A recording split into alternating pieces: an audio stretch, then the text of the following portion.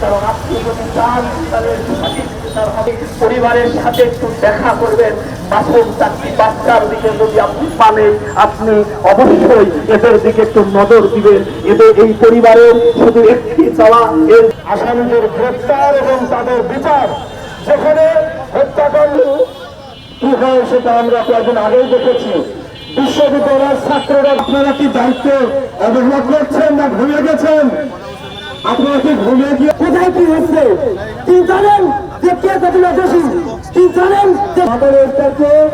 Chairman তখন সরকারকে নিয়োগ করতে হয়। অবশ্য আপনি যদি চেয়ারে থাকেন তাহলে কর্মচারী আমি একটু ব্যবহার করতে পারো। কিভাবে বলে যে আপনি যা কর্ম করেন থেকে আপনি কি করেন? ফেসবুকে বলা হয়তো ফেসবুক তুমি ওই বিলটা ম্যাডামের কাছ থেকে তুলে আনো। 21 সাল থেকে 2024 সাল পর্যন্ত এমন কোন শিক্ষার্থী নেই তার যদি খাত একজন নামকে একজন চেয়ারম্যানকে ইনটেক একজন প্রাইভেট পুলিশের হাজার বছর। আমি চিন্তা করতে চাই আপনারা স্বীকার করেন তাহলে এই সরকারি থেকে বেশি করতে হলে অবশ্যই চেয়ারম্যানকে সমস্যা জানেন। তারপর আমি যখন স্পীকার সরকার হবেন আলটিমেটাম দেওয়া আছে। আপনারা 5 মিনিট অপেক্ষা করেন। আপনারা একটু শৃঙ্খলতা বজায় রাখবেন। চেয়ারম্যান হিসেবে দায়িত্ব গ্রহণ করার পূর্বেও সে ডিপার্টমেন্টে একটা গ্রুপিংয়ের শিকার ছিল। কারণ ডিপার্টমেন্টের শুরু থেকেই তখন 3 জন শিক্ষক ছিলেন, 2 জন একপন্থী ছিলেন। আমার স্ত্রী তাদের সাথে কোঅপারেশন করেনি, কারণ শ্যামসুন্দর এবং মমতা মোস্তারি তারা 2 জন তখন দুর্নীতির সাথে জড়িত ছিল। পরবর্তীতে মমতা ম্যাডাম যখন শিক্ষা ছুটিতে দেশের বাইরে চলে গেলেন, তখন কিন্তু এই শ্যামসুন্দর, বিশ্বজিৎ এবং ফজলু এরা একটা সিন্ডিকেট করে আমার স্ত্রীর এগেনস্টে সর্বদা এই ব্যাপারগুলো নিয়ে সে প্রতিনিয়ত বিশ্ববিদ্যালয়ের প্রশাসনকে জানিয়েছে। কিন্তু বিশ্ববিদ্যালয় প্রশাসন দৃশ্যমান কোনো পদক্ষেপ নেননি। আমরা খুবই আশাবাদী ছিলাম যে অন্য আরেকজন শিক্ষক আসলে হয়তো বা এই বিষয়গুলো দূরীকরণ হবে। না না না, যেটা আনা হচ্ছে না মানে আসলে আনবে না তো। কারণ হলো আমার স্ত্রী মৃত্যুর পূর্বে যে ষড়যন্ত্রের শিকার ছিলেন, আর মৃত্যুর পরে সেই ষড়যন্ত্রটা এখনও বাস্তবায়ন চলতেছে। এবং প্রশাসন দেখবেন যে এই ফজলুকে দিয়ে একক সিদ্ধান্তের একটা নীল নকশা বাস্তবায়ন করার চেষ্টা করবে। তারা বিশ্বজিৎ প্লাস শ্যাম, যাদের বিরুদ্ধে আমার লিখিত অভিযোগ আছে যে তারা বিভাগের অর্থ তছরূপ করেছে, সে ব্যাপারে এখন পর্যন্ত বিশ্ববিদ্যালয়ে কোনো পদক্ষেপ নেননি। হাবিব ওপেন চ্যালেঞ্জ করেছে, একাডেমিক সিদ্ধান্ত হওয়ার পরেও দীর্ঘ 3-4 মাস হাবিব এই ফজলুকে রেখে দিয়েছে এবং হত্যাকাণ্ডের দিনকে হাবিব উপস্থিত ছিলেন। হাবিব ডিপার্টমেন্ট থেকে যাওয়ার কিছুক্ষণ পরে আমার স্ত্রীকে হত্যা করা হয়েছে। আমি মনে করি এই হত্যাকাণ্ডের নীল নকশা বাস্তবায়নকারীর অন্যতম মাস্টারমাইন্ড হাবিবুর রহমান স্যার। এবং বিশ্বজিৎ 18 তারিখে বদলি হয়েছে, আমার স্ত্রীকে 4 তারিখে হত্যা করা হয়েছে। শ্যাম লক্ষ লক্ষ টাকা বিভাগের তছরূপ করেছে, তার ডকুমেন্ট আপনারা সাংবাদিকেরা আছেন, আপনারা বিশ্ববিদ্যালয়কে জানতে চান।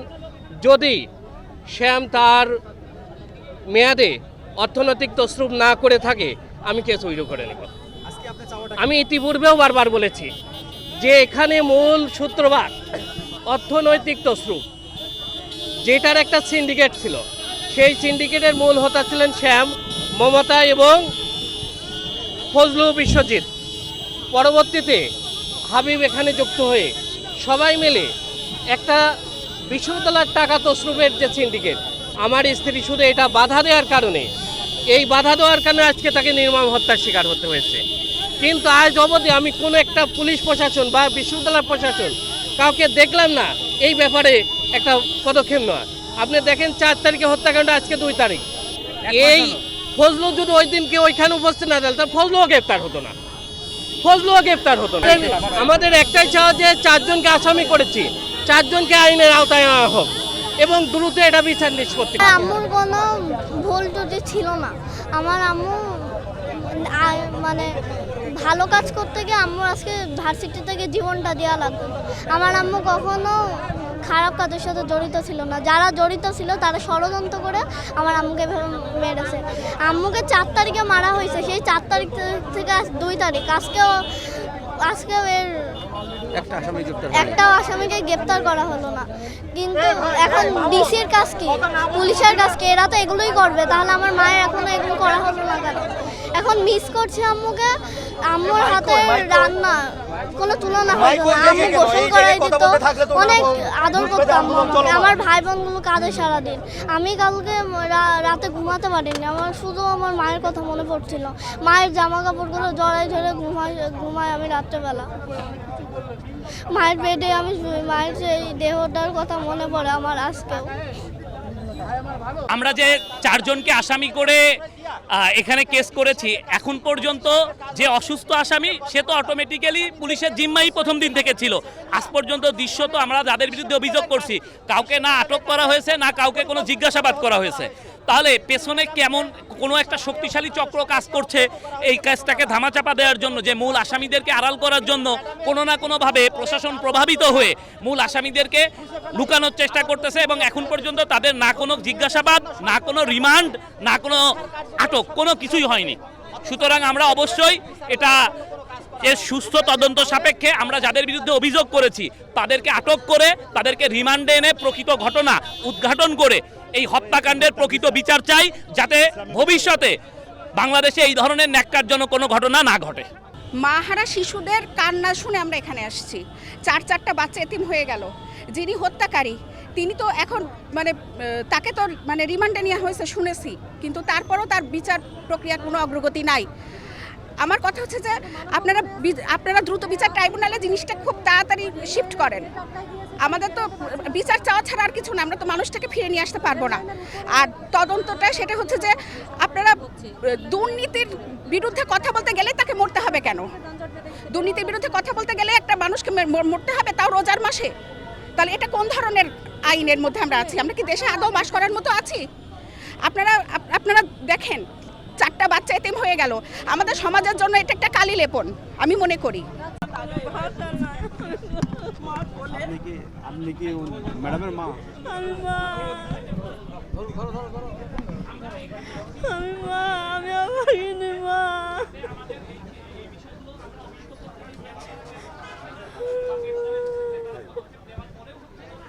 আমার মেয়ের বাচ্চা 1 মাস হয়ে গেল, এখন পর্যন্ত কোনো তদন্ত নাই, কোনো যে কেস করছে তাদের কোনো ধরারিও নাই। ফজলুকে এতদিন নিয়ে যে হাসপাতালে রাখলো, আবার নাকি এখন শুনছি জেলা হতে পাঠাইছে। কিভাবে কি করছে ওরাই জানে, আল্লাহ জানে, আমরা জানি না কিছু। আমরা চাই সঠিক বিচার। এই যে 4টা মাসুম বাচ্চা রেখে গেছে,